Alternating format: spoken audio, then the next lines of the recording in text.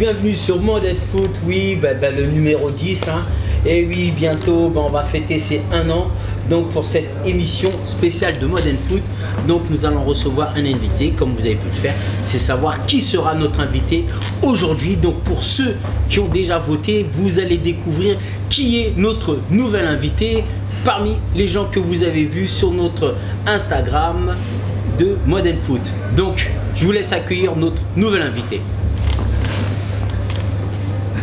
Oh, Mousse, comment tu vas? Très bien. Ça forme quoi? Mousse, tranquille? Bienvenue à la Teranga. Hein. Une belle encre en matière. Hein. Voilà, donc dans les grandes maisons. Voilà, bienvenue sur ce Modern Foot. Donc très honoré. C'est moi. De ta présence. Je sais que t'as que des stars, donc ça fait plaisir. Bah ouais, t'es une star quand même. Hein, Mousse, t'es une star. Local. Donc voilà, nous avons Moustapha Larbaoui qui est avec nous. Donc Moustapha Larbaoui que je vais présenter quand même, un président. Je te laisse faire, je t'appelle toujours président. C'est toi le pro. C'est difficile d'appeler Moussa, tu vois, toujours président. Donc Moustapha, en fin de compte, qui est pharmacien de formation, d'accord. Donc pharmacien, diplômé, docteur en pharmacie ou pharmacien. Ah, c'est comme ça qu'on dit maintenant, docteur en pharmacie. Donc thésé. J'ai passé une thèse, donc je suis docteur en pharmacie. Mais pharmacien, ça va. Donc un docteur parmi nous, donc docteur en pharmacie, donc, et qui a été pendant un moment président du club de Trappes, donc pendant 14 ans, et en même temps aussi, tu as fait partie des grandes gueules du sport, Moustapha. Alors c'est quand même le terme que j'aime le moins, grande gueule. Moi je trouve que je suis une bonne gueule. T'es une bonne gueule. Moi une grande gueule c'est pas tout à fait mon truc. Mais c'est le titre de l'émission. Sport et grande gueule tout court. D'accord, sport et sur les grandes gueules aussi, hein. T'es intervenu. Mais je suis pas resté parce que c'est pas une vocation de faire de la radio ou de la télé, j'intervenais quand je sentais qu'il y avait un message à faire passer. D'accord. C'était de manière ponctuelle, d'intervenir en fonction des sujets aussi qui étaient sur cette émission. Ouais, mais c'est pas leur concept à eux. D'accord. Eux, c'est vraiment rentrer dans une équipe. Et donc, limite, c'est on veut que tu dures, on veut que ça... Comme s'ils font tous les matins, là, les grandes gueules, qui ont tous les matins, voilà. Ce sont les mêmes intervenants qui interviennent en fonction des sujets d'actualité. Voilà. À quel moment tu as senti que la France allait arriver au bout? Est-ce qu'il y a eu un moment où tu t'es dit, tiens, ils vont être champions du monde? Jamais. Non. Moi, je me souviens pas d'avoir dit, on va aller jusqu'au bout. Par rapport à l'évolution des matchs. Non, parce que d'abord, moi, je veux le dire à tes auditeurs, aux gens qui te suivent. Moi, je triche pas là-dessus. Je suis pas un spécialiste du foot. Je suis pas un gros spécialiste qui peut analyser des matchs et dire voilà. Le 4-4-2 fonctionnait pas bien ce jour-là. J'ai toujours laissé ça à des professionnels comme toi. Parce que toi, tu es un très bon, et on avait à l'époque le manager général, Arnaud Mbizi et son équipe. La partie technique, c'était à eux que ça revenait, moi. Moi, j'étais plus dans l'organisation, dans en gros le management de l'ensemble. La partie technique, j'ai toujours laissé à des pros comme toi et les éducateurs du club. Donc, c'est pas tellement la notion c'est pas la notion technique qui m'a fait penser que, c'est juste un sentiment que tu peux avoir au fur et à mesure pour regarder les matchs. Et tu l'as senti à un moment que ça venait, que la... Ouais, je l'ai senti quand on a tapé les Belges. Ah, tu t'es dit là, ça y est, si tu tapes les Belges, c'est parti. On est en finale de fait, quoi. La demi-finale, tu la gagnes, t'es en finale, quoi. Mais ça, tout le monde l'aurait deviné. Non, je suis pas en capacité. Sur les matchs à suivi, est-ce qu'il y a des joueurs, est-ce que tu as des joueurs qui t'ont quand même marqué sur ce mondial, que tu pourrais retenir quand même on part toujours de 5 joueurs. Est-ce que tu as 5 joueurs C'est pareil, je suis classique là-dessus. J'ai presque envie de dire que je suis la tendance, parce que si j'étais un spécialiste, je suis sûr que je sortirais des noms.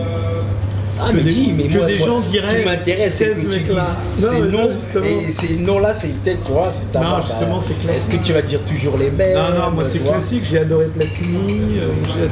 Non, voilà, 2018. Platini était très beau, surtout en la finale. Non, franchement, c'est classique, quoi. Je veux dire, moi j'ai des mecs comme ça qui me plaisent bien à regarder, c'est des mecs comme Griezmann. Ouais. Clairement, c'est quelqu'un que j'aime regarder parce qu'il a à la fois un jeu techniquement il est affûté, mais il a toujours cette manière d'engager les matchs. On sent le gamin qui aime jouer au foot. Et ça, je le vois également, je l'ai vu. Moins maintenant, mais chez Ronaldo. Moi, je me souviens, c'est Cristiano, ouais. Où tu vois un mec qui est au sommet de son art et qui chiale parce qu'il a perdu un match. Ouais. Et là, tu te dis, le mec, il est encore dedans, quoi. Un mec comme Griezmann, c'est pareil. Tu sens qu'il a gardé l'âme d'un enfant, l'âme d'un joueur. Ils ne sont pas passés encore à autre chose. Alors qu'ils sont au sommet de leur art, il y a de l'oseille à prendre. Tu pourrais penser qu'ils sont passés à autre chose. Voilà, c'est ces joueurs-là qui m'intéressent. Donc là, Griezmann, Cristiano Ronaldo. Ouais, tu vois que je suis classique. Hein. Bon, je t'ai dit Platini aussi. Non, Platini, là, il est hors. Là, c'est Zidane. Donc voilà, je pourrais te citer simplement les joueurs classiques. Sur la Coupe du Monde féminine 2019 qui a eu lieu en France. Et là, comment toi, tu as vécu? Et je pense que tu as été voir des matchs même. En plus, tu as été voir des matchs. Là, pour le coup, c'est plus récent. Avec mon âge, la mémoire flanche. Mais donc c'est plus récent. 1, 2, c'est les féminines. Alors, moi je dis pas les féminines, puisque par définition il n'y a qu'un seul football. C'est le football effectivement des filles.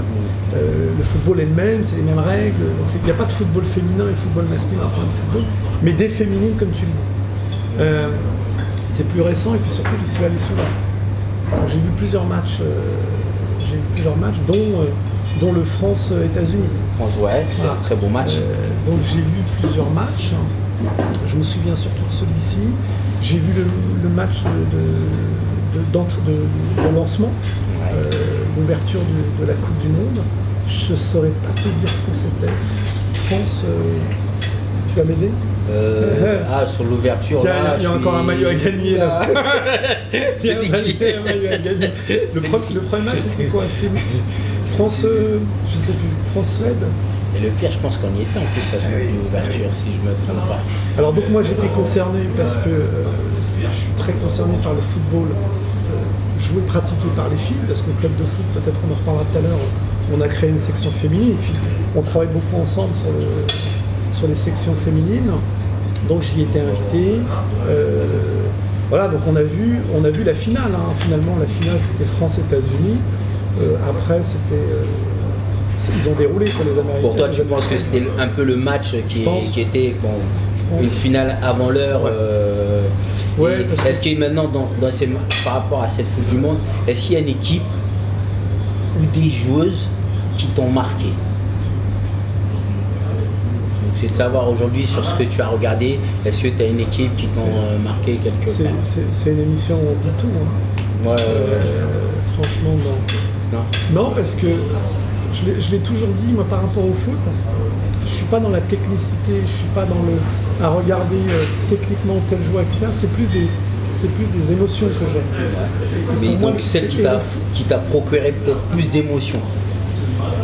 Qui m'a procuré de l'émotion, pour le coup, c'est l'équipe de France. L'équipe de France. Ouais, parce que je sais que par définition, c'est un support pour nos équipes à nous. Ouais. Donc, plus je voyais l'équipe de France monter, gravir les échelons, plus je savais que ça donnait du sens à ce qu'on fait nous tous les deux. C'est plus ça qui m'intéressait.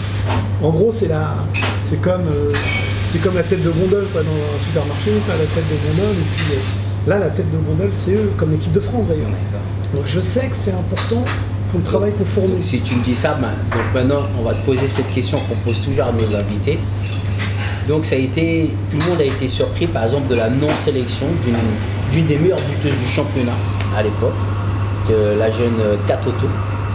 Donc la sélectionneur avait décidé de ne pas l'emmener. Comment toi tu vois ça que il y a eu à l'époque 98 Coupe du Monde, on emmenait le meilleur buteur qui était à l'époque du championnat, Guy Varche. Même si tu n'étais pas dans le plus gros club français. C'est vrai. Et Guy Varche est parti à la Coupe du Monde. Et là, elle s'est passée une joueuse et elle a eu pas mal de critiques parce qu'on lui a parlé par rapport à son manque quelque part de. Il lui manquait cette grinta qu'elle a portée à son équipe. Toi aujourd'hui en tant que président, est-ce que tu aurais pu aider ton sélectionneur à lui dire tiens, sois... Alors c'est là où on touche les rôles de chacun dans un club ou dans une fédération. Et c'est là que tu touches finalement les gens, je ne sais pas si les gens le perçoivent bien, mais quand tu es président d'un club, président d'une fédération, il y a deux manières de présenter les choses. Soit tu t'imposes en disant techniquement je sais que c'est la meilleure joueuse et donc tu dois l'imposer parce que toi tu sais que techniquement c'est important, mais tu vas torter à un sélectionneur qui est dans la technique. Donc tu vas mener un dialogue alors. Donc, parce que là, on mène un dialogue avec ton sélectionneur pour lui dire tiens, ce serait pas mal que... Voir une confrontation. C'est arrivé qu'il y ait des présidents de clubs qui soient confrontés à leur manager général et donc sur une notion technique. Mais il y a aussi des présidents dont je fais partie moi, qui ont tendance à dire la technique, il ne faut pas s'en préoccuper en tant que président. Mais par contre, tu as une présidence. Donc là, par contre, tu es sur un autre terrain. Par exemple, quand tu gères la Fédération française de football, là, pour le coup, on parle plus technique. Là. Mais il y a un tel enjeu qu'à un moment donné, tu t'imposes par rapport à l'enjeu. Et je crois que c'est la relation entre les deux qui fait que ça peut fonctionner ou pas. Si le président manage bien son histoire, je pense que normalement ça doit suivre. Ça doit suivre. Si je peux me permettre. Je suis obligé d'ouvrir une parenthèse. Je suis obligé d'ouvrir cette parenthèse et dire bon, qu'est-ce que tu aurais fait toi avec le cas Karim Benzema, KB9. Voilà, président de la Fédé, d'un joueur qui gagne 4 Ligues des Champions, qui cartonne, là au sommet de son art. Qu'est-ce que tu fais? Président. Là, tu es président. Là, ça tombe bien. Là, j'ai un président. Qu'est-ce que tu fais? Puis, en plus, la place est à prendre prochainement. Regardez bien la séquence qui va venir. Je vais m'imposer sur la présidence à venir. Là, je m'impose. Là, je m'impose parce que ça va chercher beaucoup plus de choses en termes de symboles. Et on a la force du symbole qui est importante. Il n'y a pas que la technique, il n'y a pas que gagner un match. Le cas Benzema, par définition, on avait la technique, on avait... on avait le charisme de ce garçon sur un terrain et en même temps le symbole que ça représente. Et qui pose pas de problème. On a eu 98 sur cette notion-là. Le foot blanc beurre, tout le monde était représenté, etc. Là c'était limite, il y avait un côté, on en exclut quelques-uns. Là tu l'imposes. Toi, t'aurais imposé. Ouais, mais je l'aurais enfin quelqu'un qui me dit. Si, parce que. Ah, je suis content. Et là, je le dis pas parce qu'on est entre nous. Quoi. Ça peut passer. On a qui te suivent. Pour plein de raisons, et là, je suis pas démago en disant ça, mais pas sur le côté technique encore, parce que c'est non discutable. Donc, même moi, si je suis en dedans sur le plan technique. Donc tu aurais favorisé un peu, des fois ce qu'on pose, tu aurais favorisé un moment ce dialogue qu'il fallait avoir avec le joueur pour pouvoir le poser. J'ai dit plus que ça, je l'impose. Parce que là le problème c'est qu'on a un Didier Deschamps qui est très autoritaire et qui a pris la main, qui a pris l'ascendant.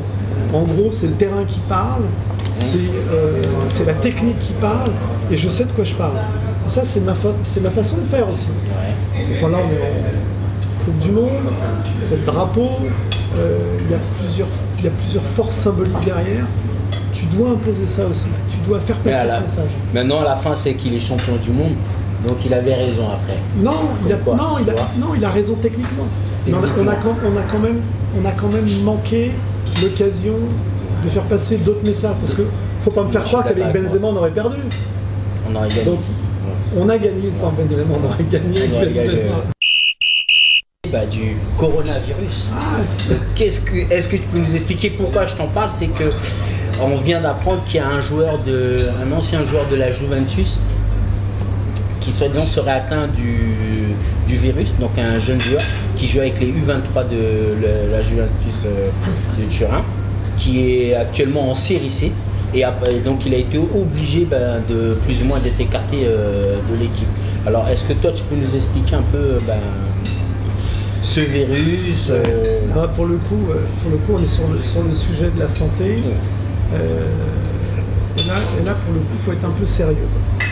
Est-ce que déjà les gens ont conscience de ce que c'est qu'un virus? Parce que là c'est extraordinaire. On est en train de faire une interview pour parler d'un garçon en Italie qui aurait contracté le virus, qui aurait donc été touché par le virus. Puisqu'en Italie actuellement, bah, tu as vu, Il faut quand même que les téléspectateurs le sachent. Je ne crois pas que ça soit dit beaucoup sur les antennes, mais il faut quand même savoir qu'il y a quelques millions, voire des milliards de virus qui sont dans notre environnement permanent. Ça, c'est quand même un truc à dire. Deux, un virus, c'est un millième de bactéries. Donc là, on touche à l'infiniment petit. Moi, l'idée selon laquelle on pourrait imaginer qu'on puisse se mettre à l'abri des virus, je crois qu'il faut être sérieux. Donc, une fois qu'on a dit ça, ça veut dire quoi? Ça veut dire que les épidémies sont le cheminement. Les épidémies sont le cheminement logique d'une transmission virale. En clair, un virus qui, là, ce soir, va tomber d'une fiole de chimistes, il tombera là, je t'annonce que tu vas le retrouver probablement sur toute la planète. Le processus même du virus, c'est sa propagation. Donc là, l'épidémie et la pandémie, donc l'épidémie sur un pays, la pandémie à l'échelle mondiale, pour ce type de virus, c'est quasiment une logique. Ça, c'est le premier point. Qu'on n'ait pas l'impression que c'est des choses qu'on peut arrêter aussi facilement, qu'on puisse... Ah ouais, parce que là, ils sont lancés dans des trucs, il y en a, ils veulent l'arrêter demain, quoi. Voilà. On l'arrête. Il y a, à mon avis, ça n'engage que moi, mais à mon avis, il y a eu une connerie de faite quelque part, soit une connerie, on n'en saura rien, peut-être qu'on saura un jour, ou alors il y a vraiment eu ce qu'on appelle le passage d'un hôte à un autre, c'est-à-dire de l'animal à l'homme, et là ça se produit tous les ans sur la planète parce que c'est des échanges entre guillemets entre les êtres et les animaux. J'ai presque envie de dire c'est ce qui a fait la constitution de l'humanité. Les virus, les bactéries ont des milliards d'années et la transmission génétique c'est toujours faite par le biais des virus et par le biais des bactéries. Donc on est constitutif de la transmission virale et des modifications génétiques. Je suis peut-être un peu technique là, mais c'est pour dire que c'est vain de penser qu'on peut fermer les frontières et le problème est réglé, qu'on peut arrêter en chopant un mec dont on sait qu'il a le virus, que le problème est arrêté. C'est tellement plus complexe que ça qu'il faut faire plus de pédagogie autrement. Comme tu as eu cette présidente, comment vois-tu aujourd'hui l'évolution, on se pose toujours l'évolution du foot amateur face au foot pro? Alors d'abord j'en profite, j'ai été remplacé parce que j'ai quitté le club de foot parce que justement je partais en politique et je ne veux jamais mélanger. Donc j'ai laissé la main à Abdelrazak Messoum qui fait un boulot exceptionnel parce qu'il fallait reprendre aussi, mais vraiment... Donc qui t'a suivi, il était préparé aussi à prendre la succession. Ça c'est des choses à faire dans les clubs pour ne pas se casser la gueule derrière. Donc je peux quand même dire que ça, il le fait remarquablement bien et que je suis très fier de lui, j'en profite. Et donc tu disais l'évolution. Aujourd'hui c'est l'évolution du foot amateur face au foot professionnel. Alors déjà je verrais bien l'évolution du foot amateur grâce à l'évolution du foot professionnel. Parce que je trouve que le foot professionnel, ils en ont plein, entre guillemets, ils en ont plein la bouche. En parole, les grandes gueules du sport, on en a parlé tout à l'heure, à chaque fois qu'ils intervenaient sur l'émission, c'était pour dire garder une place aux amateurs. Et à chaque fois que je rencontre des pros, et tu les rencontres toi aussi, ils en ont toujours plein la gueule, plein la bouche. En mots, le foot amateur c'est important. D'ailleurs, ils te disent tous, les clubs pro, les stars viennent du football amateur, on serait rien sans le foot amateur. Tu les as, t'en as vu combien chez toi? 0. C'était 14 ans, combien sont venus, voilà, c'est là-bas, ils ont besoin de quoi? Ils sont venus un jour pour tourner un film, pour dire qu'ils étaient issus de Trappes et qu'ils fréquentaient le club de foot de Trappes. Ils ont fait leur film là, loin de nous, c'est parti. Il n'y a jamais eu ce contact réel, puisqu'aujourd'hui... Non, mais honnêtement, non. Comment toi tu verrais? Moi, ce que je verrais, je vais te donner une idée. Mais si elle pouvait être reprise, on la défendra ensemble si tu veux bien. Moi, j'avais une idée. C'est qu'aujourd'hui, il y a un pourcentage qui est reversé au club amateur. okay, soit dans sur les transferts, ouais. Et soit un peu également par les droits télé. Les droits télé. C'est les jeux, on va dire. En gros, les jeux ou les droits télé. Okay. La Française des Jeux, les paris. Ça serait vraiment bien puisqu'on est si important. On est à l'origine des clubs professionnels. Sans vous, il n'y a pas de professionnels. Sans nous, bah oui, mais il se trouve que nous, on a un peu besoin aussi des retombées économiques. Donc il y a moyen de faire mieux en termes de pourcentage. Et la deuxième chose encore plus importante, c'est que je n'aime pas la manière dont c'est géré aujourd'hui. Pourquoi ? Aujourd'hui, ça je l'ai dit 2-3 fois sur RMC, mais je n'ai pas été entendu, j'espère que je serai entendu chez toi. Aujourd'hui, le principe, pour que tout le monde le comprenne, c'est quand tu as un môme dans ton club qui sort pro, prenons le cas de Mbappé, Bondy, quand tu peux faire la preuve que Mbappé a fait 1 an chez toi, 2 ans chez toi, rarement plus, ils sont pris à 14 ans le même. Donc, en général, U12, U13, s'il a fait l'école de foot, voilà. Tout ça. Mais en général, U14, U15, ils le prennent. Donc si tu arrives à prouver qu'il a fait 1 an, 2 ans, 3 ans chez toi, Mbappé par exemple, quand il sera transféré, le club de Bondy touchera au titre de la solidarité 0,5% du montant global du transfert par an. Donc si Bondy a eu 2 ans, ils auront 1% du montant du transfert global. Au passage, quand il est parti au PSG, le transfert était à 240, il aurait dû toucher 1%. Ben non, puisque c'est pas un transfert international. Voilà. Alors en fait, la règle, c'est parce que c'est pas un transfert d'une association à une autre. C'est encore plus vicieux que ça. D'accord. C'est pourquoi? Parce que quand Anelka a quitté Bolton pour aller à Manchester, j'ai cru qu'on avait touché 100 000. Vous avez touché combien alors? Mais il n'a pas quitté le pays. Non seulement il n'a pas quitté le pays, oui. mais parce qu'il n'a pas quitté l'association, on va dire, britannique. Comme c'était pas une association.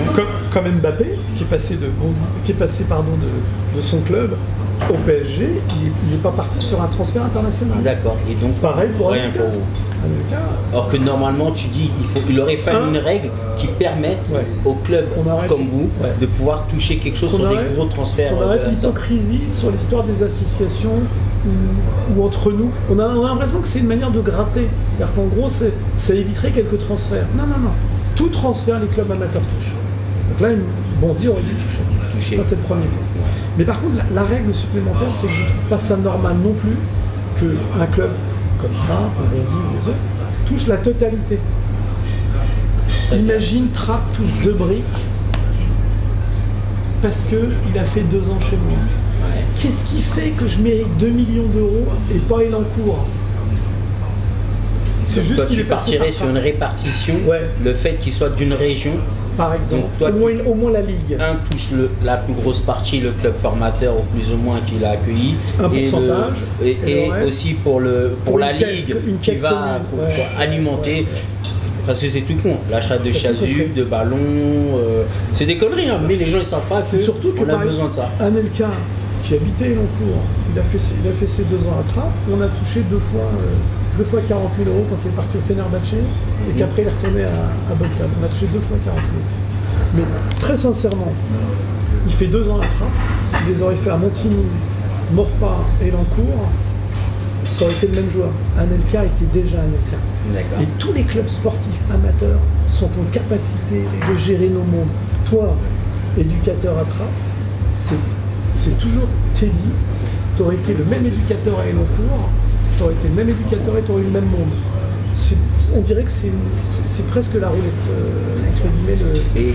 Et donc, maintenant, comment tu... faut enlever ce caractère de... Mais comment porter ça à ces clubs professionnels, quelque part? Parce qu'il y a un moment, moi, c'est pour ça que je suis content de te recevoir. Parce que, non, mais c'est vrai, parce que tu es un président de club, pour que les gens ils sachent, tu vois, que voilà. Comment porter ça, comment échanger ça? Puisque je pense que tu as rencontré des gens, le président de la Ligue, et j'en profite pour parler du président de la Ligue d'Île-de-France qui fait un gros travail, voilà, qui fait un gros boulot. Et alors, comment arriver à convaincre ce monde professionnel qu'il faut, parce qu'on forme bien, mais on n'est pas rémunéré à notre juste valeur. Et je pense que c'est ça qui fait que les stades soient vides. C'est ça. Il crée en même temps un désamour du sport. Et c'est pas. C'est exactement ça. Non, et puis pire encore, ça crée presque la dépendance des clubs à l'idée qu'il faut sortir des pépites. Sauf que quand tu veux sortir une pépite, tous les mecs qui rôdent tous les dimanches pour chercher tes mondes. Alors que là, on pourrait apaiser tout ce beau monde. Le club formateur, ça reste un club formateur que la France sait faire, dans tous les clubs, surtout à ce niveau-là.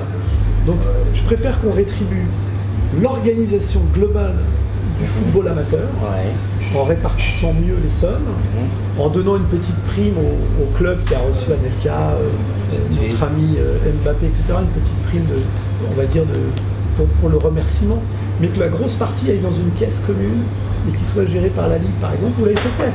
Donc, plus d'argent, mieux réparti, et ça irait plus à la formation et à ce que moi je crois être.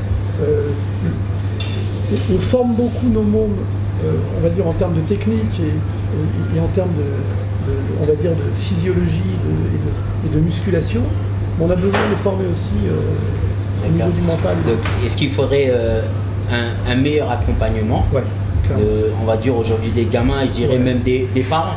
Parce qu'aujourd'hui, il y a des parents, ils sont dans une psychose. Dès que le petit fait un dribble, ça y est.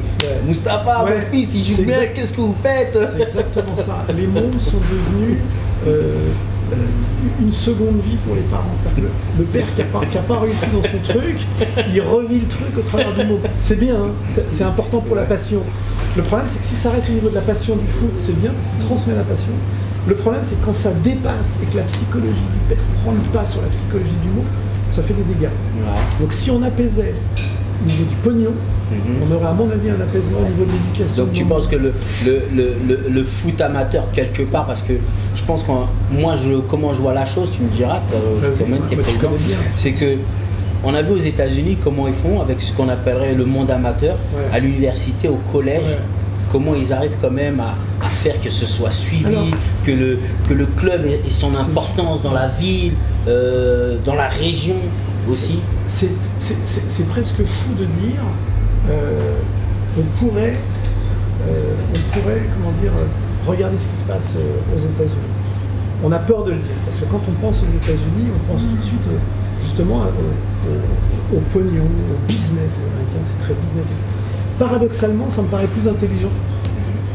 Donc, l'argent, on peut le laisser, on peut le répartir comme on l'a dit, mais l'idée d'associer les joueurs à des universités, d'associer les joueurs à des grosses, on va dire des grosses académies, déjà ça prend plus de sens. Alors, moi je pense qu'il y aura un mix à faire des deux.